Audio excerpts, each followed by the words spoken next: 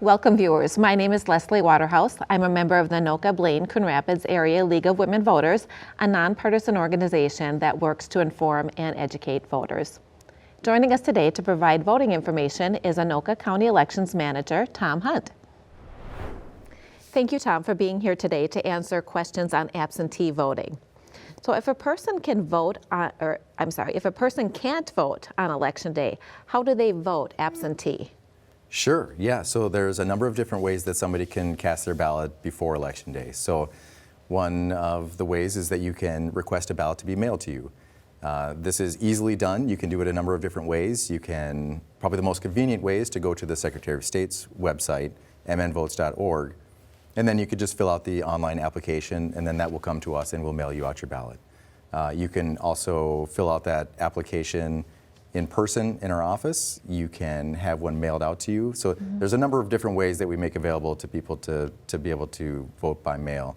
But then also in Anoka County, you can go into your city hall or your town hall or the government center in Anoka, and you can cast your ballot in person. Those are definitely the most common ways that people can cast their ballot early. And if I need help delivering the ballot, who can help me? Sure. So if you are somebody that has your absentee ballot and you either can't or maybe don't want to send it back in the mail, you can have somebody else deliver that ballot back to us. That's called agent return. So essentially you will have that person return the ballot to your city or town hall or to the government center, and they will just want to make sure that they have their ID with them, because each person can only return up to 3 ballots for other people. So we do have a log where we track that, so they'll need to have their ID, but that is definitely a great option, and a lot of people do need to use that. So.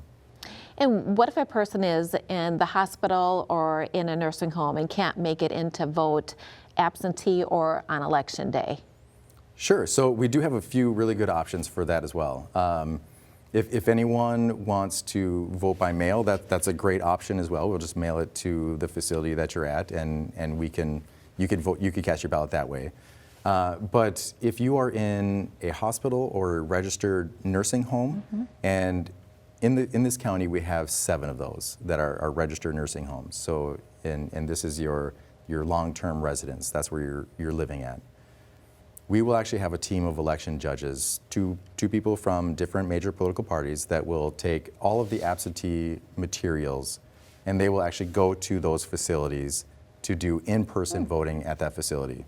So the time and date will all be arranged ahead of time. The facility will let their residents know when that is going to happen, and then they can also facilitate, helping people get to the election judges wherever they're going to be stationed. So that's a great opportunity for people in those facilities to vote as well. And then there's also agent delivery. We talked about agent return, but this is agent delivery. It's kind of a step above that, where a voter can designate somebody as their agent. They fill out an application, and that person will return the application to us. We will then give them all of the balloting materials. We'll seal it up. They will deliver that back to the resident.